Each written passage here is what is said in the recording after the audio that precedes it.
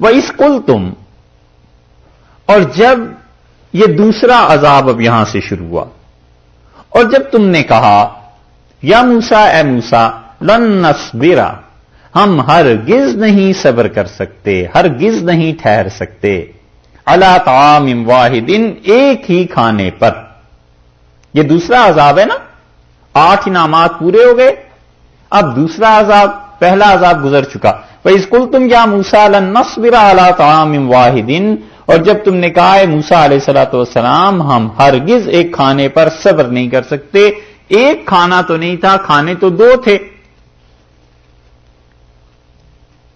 لیکن ایک کیوں کہا گیا؟ چونکہ وہ روز ایک ہی چیز مل رہی تھی، دونوں کھانے یکساں مل رہے تھے، اس لیے انہوں نے اس کی تعبیر یہ کر دی کہ 2 کی بجائے اسے 1 کہا، اور عدد مراد نہیں، مراد ایک ہی قسم کا کھانا جو روز ہمیں ملتا چلا جا رہا ہے، من و سلوا، اس پر ہم ہرگز نہیں صبر کر سکتے۔ یہ یاد رہے کہ سارے واقعات ترتیب سے بیان نہیں ہو رہے، قرآن اس بات کی پرواہ نہیں کرتا کہ پہلے صحرائے سینا میں یہ ہوا، پھر صحرائے سینا میں یہ ہوا، پھر یہ ہوا، بلکہ وہ یاد دلا رہا ہے، عذاب کا بھی ذکر کرتا ہے، انعامات کا بھی ذکر کرتا ہے کہ یہ بھی ہوا اور یہ بھی ہوا۔ تو اس لیے فرماتے ہیں ایک وقت ایسا بھی ان پہ آیا ہے، وہ وقت یاد کرو، وَإِذْ قُلْتُمْ، وہی آ گیا نا وَإِذْ، یہ اس ابراہیم علیہ السلام کا تذکرہ پہلے پارے کے آخر پہ آئے گا، وہاں تک کہ اللہ برابر چلے جا رہے ہیں ہر جگہ، وَإِذْ قُلْنَا لِلْمَلَائِكَةِ، اور جب ہم نے کہا فرشتوں سے، وَإِذْ قُلْتُمْ يَا مُوسَىٰ، اور جب تم نے کہا حضرت موسیٰ علیہ السلام سے، وَإِذْ قُلْتُمْ يَا مُوسَىٰ لَن نَّصْبِرَ عَلَىٰ طَعَامٍ وَاحِدٍ، اور جب تم نے کہا حضرت موسیٰ علیہ السلام سے ہم ہرگز ایک کھانے پر بس نہیں کر سکتے، صبر نہیں کر سکتے، ٹھہر نہیں سکتے، فَادْعُ لَنَا رَبَّكَ، اور اپنے پروردگار سے دعا مانگ۔ حضرت موسیٰ علیہ السلام سے اس لیے کہا کہ نبی کی دعا قبولیت کے زیادہ قریب ہے، اس لیے کہا آپ اللہ سے مانگیے، آپ اللہ سے دعا کیجیے۔ اور قرآن نے چونکہ ان الفاظ کو نقل کرنے کے بعد اس کا رد نہیں نہ کیا، تو تفسیر میں یہ اصول ہے شریعت میں کہ قرآن جس چیز کو نقل کرے کسی بھی قوم سے اور بغیر اس پر تبصرہ کیے، بغیر اس کا رد کیے ہوئے گزر جائے، تو اس کا مطلب یہ ہے کہ وہ چیز جائز ہے۔ یہاں پہ کوئی تبصرہ نہیں اللہ نے فرمایا، بس بات اتنی بتائی ہے کہ انہوں نے کہا کہ دعا مانگ اپنے پروردگار سے۔ اس لیے فقہا نے اور مفسرین نے اس سے یہ مسئلہ ثابت کیا ہے کہ وہ کہتے ہیں اس کا مطلب یہ ہے کہ زندہ آدمی سے دعا کی درخواست کرنا یہ جائز، یہ دلیل ہے اس کی۔ ہم ایک دوسرے سے کہتے ہی ہیں دعا کے لیے، یہ وہ جائز صورت، اس کی دلیل یہاں سے بھی انہوں نے لی ہے، اور حدیث میں تو بے پناہ جگہ آیا ہے، حتیٰ کہ حضرت عمر رضی اللہ عنہ جب عمرے پر جا رہے تھے 9 ہجری میں، تو رسول اللہ صلی اللہ علیہ وسلم نے فرمایا یا اخیہ، میرے چھوٹے بھائی، میرے بھیا، مجھے دعاؤں میں بھول نہ جانا۔ تو حضرت عمر رضی اللہ عنہ کہتے تھے رسول اللہ صلی اللہ علیہ وسلم نے جب مجھے یہ کہا نا یا اخیہ، میرے بھیا، میرے چھوٹے بھائی، لو کانت بحد دنیا، پوری دنیا مل جاتی مجھے تو اتنی خوشی نہ ہوتی جتنے ان کے اس لفظ سے خوشی ہوئی کہ مجھ سے یہ بات ارشاد فرمائی تھی۔ تو دعا کی درخواست زندہ سے کرنا، اس کا ثبوت جواز یہاں سے بھی لیا گیا۔ مما تنبت الارض، انہوں نے کہا کہ اللہ سے دعا کیجئے وہ کھانے کو ملیں، وہ چیزیں جو زمین اگاتی ہے۔ تھے تو یہ سارے زراعت سے تعلق رکھتے تھے، مصر میں زرعی زمینیں تھیں، غلامی کا بھی بڑا طویل عرصہ دیکھا تھا، اس لیے اس وجہ سے بھی انہوں نے کہا کہ وہ جو چیزیں زمین سے اگتی ہیں وہ من بقلہا، ساگ، بقل عربی میں کہتے ہیں سبزیات کو، اس کے لیے خاص لفظ بھی ہے انگلش میں، جو سبزیاں ہوتی ہیں، جو گرین چیزیں، جو سلاد ہوتا ہے کھانے کا، ویجیٹیبلز، تو اس کا لفظی ترجمہ ہو گیا نا۔ اچھا یاد آیا تو بتاؤں، من बकलिहा, उन्होंने कहा जमीन से जो सब्ज चीजें उगती हैं उसके मुतालिक। अच्छा, ये हा की जमीर आपने देखी है? ये आपको समझ तो आ रहा है जो हम बयान कर रहे हैं? ये एक एक लफ्ज, एक एक जुमले को इसीलिए कह रहे हैं कि ये आप सीखिए इसको। मिन बकलिहा, हा की जमीर किधर लौट रही है? मिम्मा तुम्बितुल अर्ज, जो चीज उगाती है जमीन, मिन बकलिहा, इस जमीन की सब्जी से। हा की जमीर जो है ना, उसका मर्जा ये होगा कि इस जमीन से जो सब्जी उगती है वो। व किस्साइहा, और किस्साइहा इसकी, यानी जमीन की ककड़ियां। ककड़ी समझते हैं? तरें, खीरे, कुकम्बर, उससे भी बड़ी चीज होती है। सैलरी हर महीने जो मिलती है, ठीक है। तरें, खीरे, इस किस्म की चीजें। हदीस में आया है ना कि रसूलुल्लाह सल्लल्लाहु अलैहि वसल्लम को ये खीरे पसंद थे, तरें पसंद थी, वो यही चीज है। कद्दू की भी रिवायत है ना? हाँ, तो लोगों ने सिर्फ कद्दू ही की रिवायत सुनी है, ये रिवायत शायद नहीं सुनी। हदीस में ये भी आया है कि रसूलुल्लाह सल्लल्लाहु अलैहि वसल्लम को ये चीजें पसंद थी।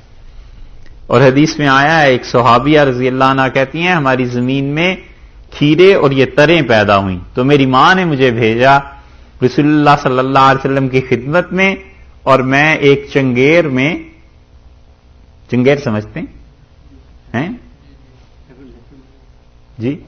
डलिया, डलिया भी नहीं समझते क्या?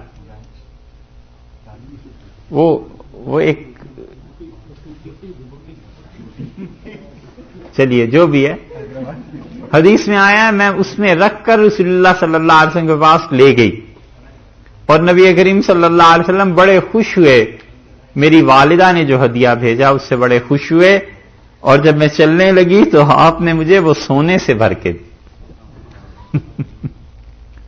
ये थी सखावत कि वो लाई क्या थी, और वापिस रसूलुल्लाह सल्लल्लाहु अलैहि वसल्लम ने सोने से भर के दिया।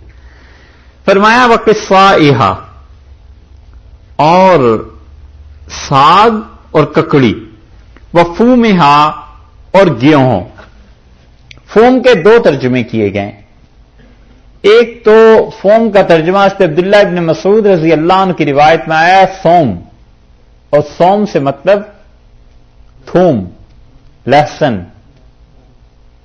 ठीक। और एक तर्जुमा यह किया गया है फूम, गंदम, गेहूं। तो इरशाद फरमाया कि उन्होंने कहा कि वक़िस्साइहा वफूमिहा, हमें जमीन से जो चीजें खाने के लिए मिलनी चाहिए, नंबर 1 सब्जियां, नंबर 2 खीरे या तरें, नंबर 3 गेहूं या लहसुन, व अदसिहा, और मसूर की दाल, व बसलिहा, और इसका प्याज। तो तर्जुमा यह हुआ कि उन चीजों, दुआ कर दीजिए उन चीजों के लिए तुम बित, जिन्हें जमीन उगाती है, मिन बकलिहा, साग हुआ, वक़िस्साइहा, और खीरे हुए, व फूमिहा, और गंदम हुई, व अदसिहा, और मसूर की दाल हुई, व बसलिहा, और प्याज हुआ। ये हुआ जो हम इजाफा कर रहे हैं, ये इस वजह से कि जमीर बार बार उधर लौट रही है, जमीन की तरफ इसकी जमीर लौट रही है कि उससे। तो उन्होंने कहा इन चीजों के लिए आप अल्लाह से दुआ कीजिए। और ये चीज बाइबल में भी आई है। बाइबल में अलबत्ता यह आया है कि वो रोते हुए हज़रत मूसा अलैहिस्सलाम के पास आए और बेचारे चीख रहे थे, रो रहे थे, और कहने लगे कि अब वो कौन है जो हमें गोश्त खाने को देगा, और मछलियां कहां से मिलेंगी, और मुफ्त हम मिस्र में खाते थे, और खीरे कहां से मिलेंगे, और खरबूजे कहां से मिलेंगे, और वो प्याज और वो लहसुन, और हम तो मर जाएंगे और हमारी आंखों के सामने कुछ नजर नहीं आता। तो हज़रत मूसा अलैहिस्सलाम ने अल्लाह से दुआ मांगी। ये जो हा की जमीर आपसे अर्ज कर रहे हैं, ये चूंकि जमीन की तरफ राजे हो रही है ना, लौट रही है, और उर्दू में इसका कोई ऐसा है नहीं।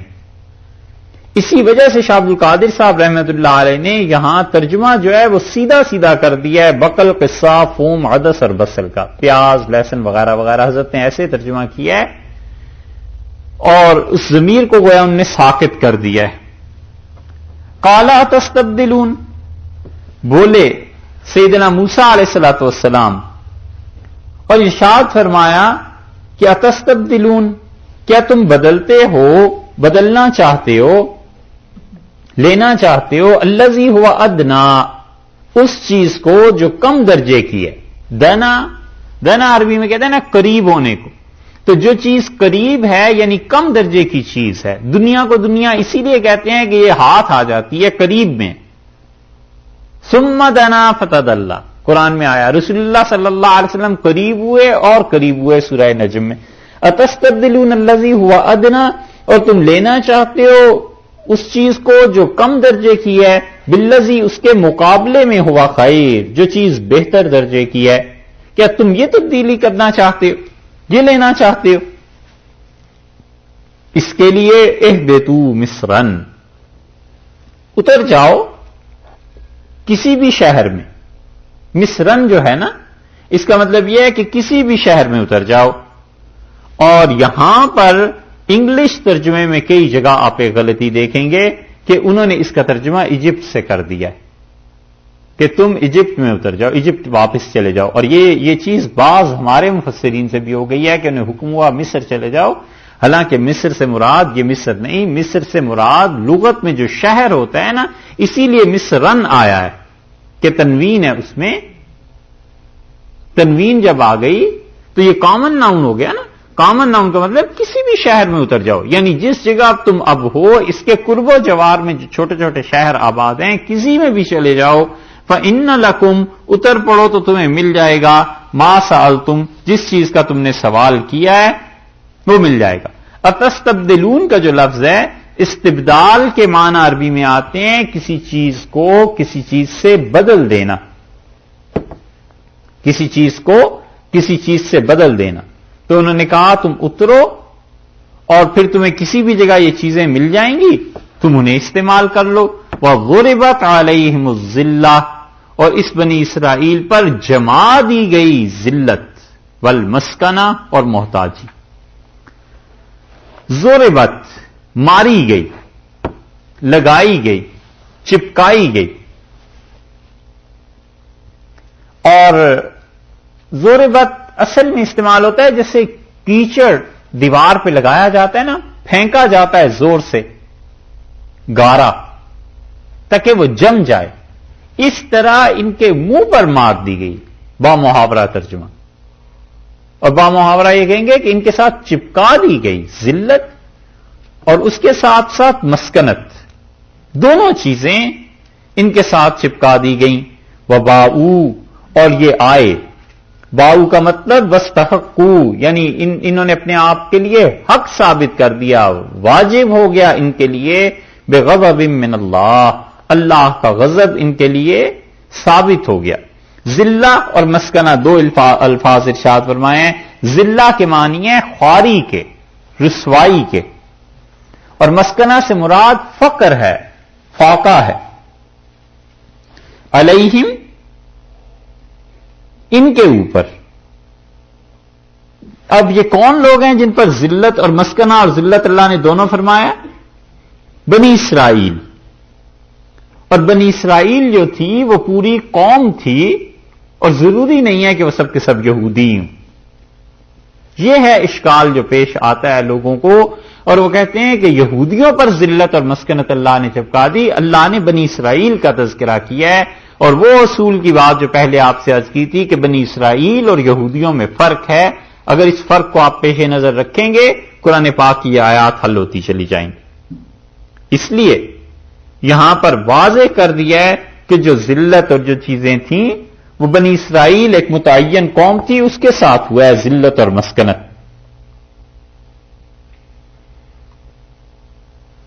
اور ایک ذرا سا فرق کی ہے بنی اسرائیل اور یہودیوں میں، لیکن اللہ تعالی نے جو یہ ارشاد فرمایا ہے نا، واقعی اللہ کا کلام ہے اتنی باریکی نبی کریم صلی اللہ علیہ وسلم کے ساتھ نہیں تھی.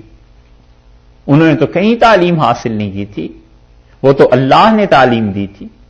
یہ خود حضرت صلی اللہ علیہ وسلم کے نبی ہونے کی دلیل ہے اور ان کے لیے وحی کی دلیل ہے کہ ایسے ایسے باریک فرق یہاں آئے. تو ارشاد فرمایا اللہ تعالی نے کہ دیکھو ذلت اور مسکنت لگا دی، اور وہ باؤ بغضب من اللہ، اللہ کا غضب ان پہ ہوا اپنے ہی جیسے لوگوں کے ہاتھوں. اسی لیے آپ دیکھیں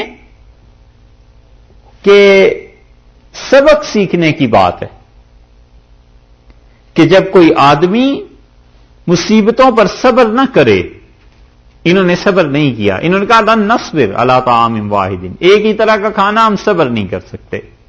حالانکہ وہ مصیبت بھی نہیں تھی، وہ تو شکر کی بات تھی کہ بغیر کسی محنت کے کھانا مل رہا ہے، اللہ کا شکر ادا کرو، اللہ کی عبادت کرو.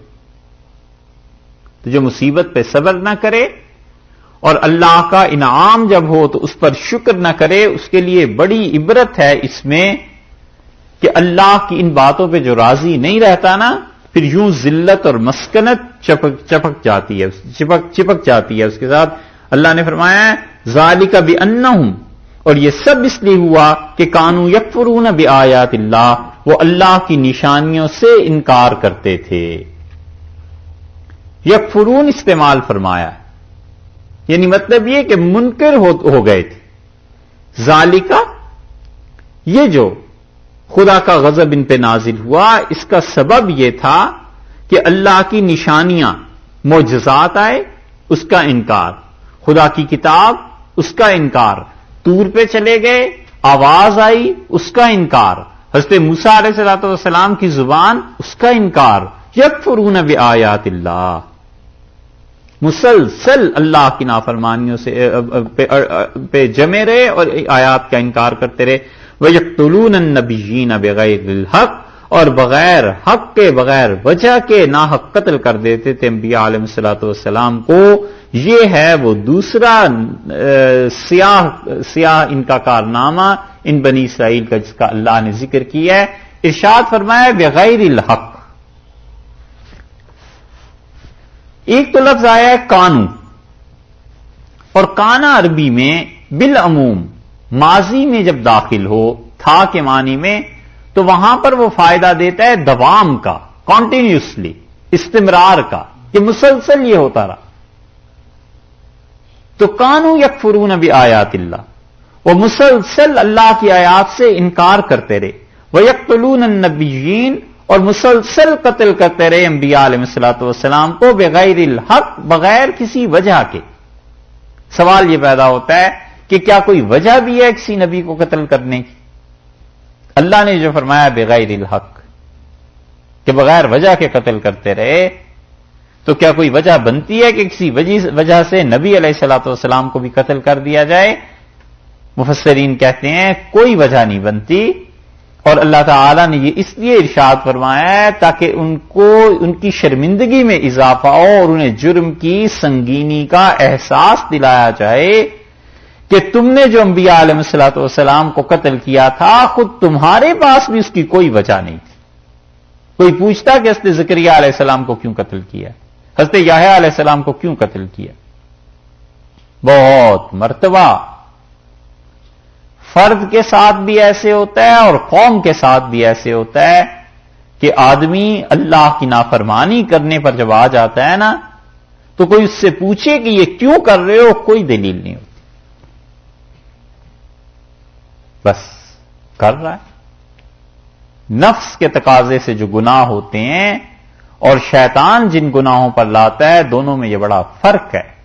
نفس اندھا ہے، دلیل نہیں دے سکتا، اور شیطان مکار ہے، دلیل بھی سمجھا دیتا ہے. کہ کوئی پوچھے کہ یہ کیوں کیا، بتانا اس لیے کیا ہے. چوری کی، کوئی پوچھے کیوں کیا، تو بتانا کھانے کو نہیں تھا اس لیے چوری کی. کیا کرتے، جاب نہیں تھی. اور نفس جن گناہوں پر لاتا ہے نا انسان کو، اندھا ہے نا، دلیل نہیں دے سکتا. انسان کے نفس میں یہ بڑی خامی. اور اسی طرح حقوق العباد میں خاص طور پہ علیہ باللہ جو لوگ دوسروں کا حق مارتے ہیں نا، کوئی دلیل نہیں ہوتی. زمین پہ کسی کی قبضہ کر لیا گاؤں میں، اب اسے کہ بھائی کس وجہ سے آخر یہ زمین کسی کی ہے، فلاں کی ہے، یہ کاغذات ہیں، یہ سب چیزیں آپ نے کیوں قبضہ کر لیا؟ کوئی دلیل نہیں. دلیل صرف ایک ہی ہوتی ہے اور وہ حکمرانی، طاقت کا نشہ. کسی کمزور کو مار دیں، کوئی پوچھے اس کی دلیل، کوئی دلیل نہیں ہے. دلیل یہ ہے کہ ہمارے پاس طاقت ہے بس. اور اس کا انجام وہ نکلتا ہے جو یہاں آگے چل کے ارشاد فرمایا.